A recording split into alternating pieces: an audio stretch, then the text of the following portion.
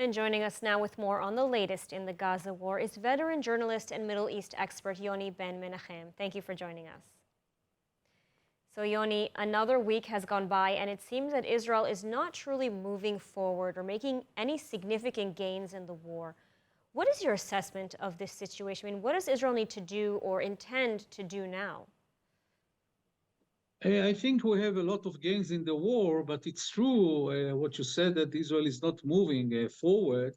And this is basically because of the strong American pressure on Israel not to do anything major militarily wise during the holy month of Ramadan, which will be ending in 2 weeks or 10 days.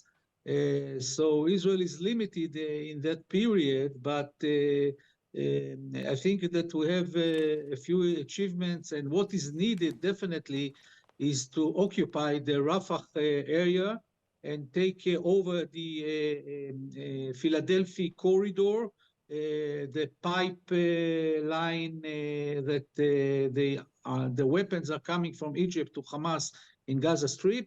And also we have to occupy the last two refugee camps in the center of Gaza Strip. I'm talking about Deir el-Balah and Nusayrat. This is what is imperative to do in order to finish the war in Gaza. You know, there are reportedly a number of Hamas battalions in Rafah, and many hostages are said to be held there as well. But it doesn't seem like an operation in Rafah can be avoided.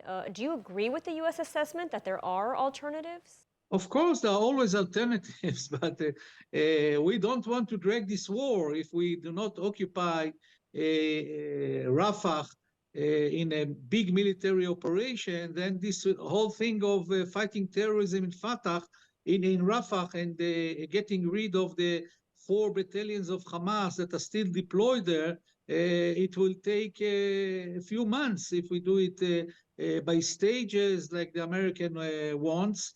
Instead of doing it in a full-scale operation, that will take a month to occupy this area. So this is what the American wants. I don't know if Israel will agree to that.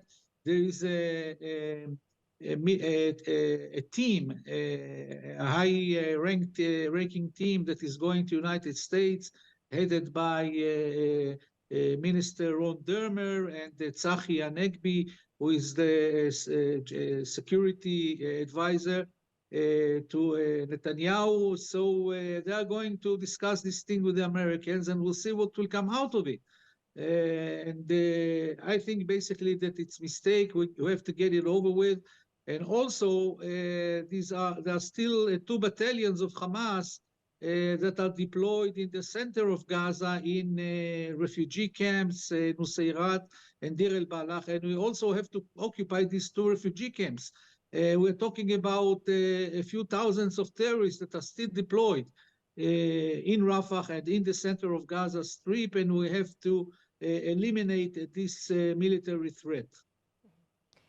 And you know, you also mentioned the Philadelphia corridor, the main route Hamas uses to smuggle weapons, through Egypt. And one of the stages that the U.S. has proposed is the alternative for a Rafah operation is to use sort of advanced technology to prevent the export of weapons. Do you think that this is a viable option? I mean, what's your take on the whole Philadelphia corridor situation today? Yeah, this is a viable option, but the Egyptians, I know that Secretary of State Blinken, in the last visit to Egypt, he discussed it with the Egyptian President Sisi, and he rejected this idea. And even if Israel agrees, still you first have to destroy the existing tunnels under this corridor, and only then implement the American idea. But you cannot start with that, because what is needed is to destroy these tunnels that are under this corridor. And you know, looking now to the hostages, negotiations once again resuming in Cairo, but Hamas does not seem to be in any hurry to reach a deal. It has rejected all new deals, including just last week after the UN Security Council vote. It doesn't seem to be feeling the pressure. I mean, what's your assessment of this? Why should Hamas agree for a deal if there is no military pressure on Hamas? There isn't. There's no political pressure on Hamas. We know there isn't because the United States is not putting pressure on Qatar, so Qatar will put pressure on Hamas. And Yahya Sinwar, who is hiding in the tunnels surrounded by the Israeli hostages as human shields, he sees that the Israeli government is in no hurry. That they don't want to make any